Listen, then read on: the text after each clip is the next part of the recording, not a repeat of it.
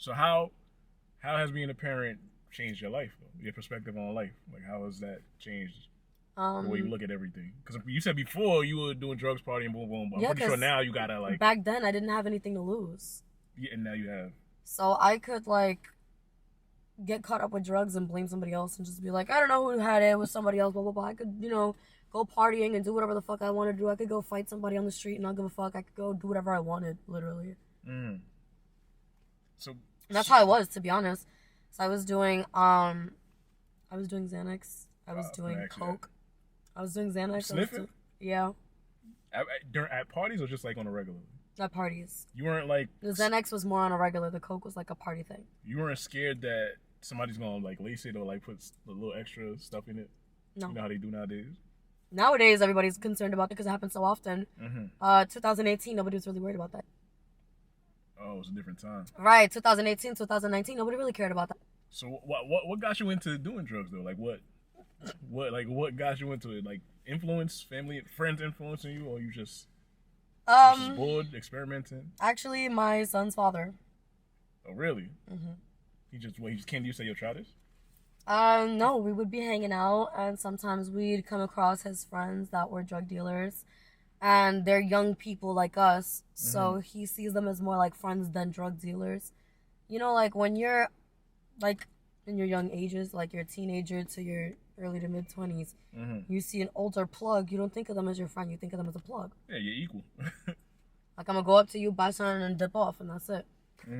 Now, being that we're all the same age, like in the same age group, he was seeing those as more of his friends than just his dealers. Yeah, because you're always around them and stuff like that. Right, want to hang out with them, want to smoke with them, want to party with them. Sometimes we'd be hanging out and we just like come across his friends, like they'll be outside and they'll bump into us. Oh, hey, we're planning on doing this. Let's go hang out. Let's go do this on the third. And then And you did, so. yeah, like we dip off with them. We'll go to one of their houses, or like we'll go book a telly room because they probably have family over in their house or whatever. And we'll go like have a miniature party and just start inviting people over. And our friends would buy drugs from them too. And like we'd all just kind of hang out and do drugs together and play music and watch movies. Like party shit. So you never had no near-death experiences? Like That's exactly why I stopped, actually. what happened with the near-death experience? So it wasn't that I got pregnant and stopped. It was that I had an almost overdose and stopped. And then 2 weeks later, I found out I was pregnant. So you had an overdose while you were pregnant? Didn't know that, yeah. Because I didn't know I was pregnant. Didn't know any of that. So he introduced me to these guys, to these drugs, to these things. One day we were in a hotel, like I said, a telly day where we just do like a mini party, had people come over. It's on some frat shit. Yeah.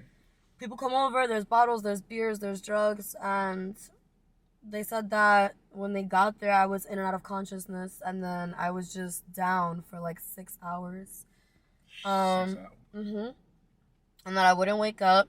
They kept trying to wake me up. Sometimes it would look like my eyes were rolling to the back of my head, and then I'll just like fall back out, and they're like, this bitch isn't even fully waking up, like what's wrong with her? So they were saying how they had to call the ambulance, and the ambulance came. Paramedics hit me with Narcan. Of course. When I woke up, they're like having these flashlights in my eyes like this, bright as shit. I'm like, what is going on? I get up and I look around. There's like 100 people around me with red cups, looking scared and not knowing what to do. And I'm just like, oh wow, there's like an entire group of people surrounding me right now with a bunch of red cups, looking scared as shit. Like, oh my god, is she okay? Look how she's shaking up. She's waking up. Like, and I'm just there, like, literally waking up, shitting myself because I'm like, what's happening? So it felt like you took a hard nap, basically. No, not just that. Like, it felt like I was in a deep sleep and I didn't know if I was going to wake up. Like, I didn't know how to wake up.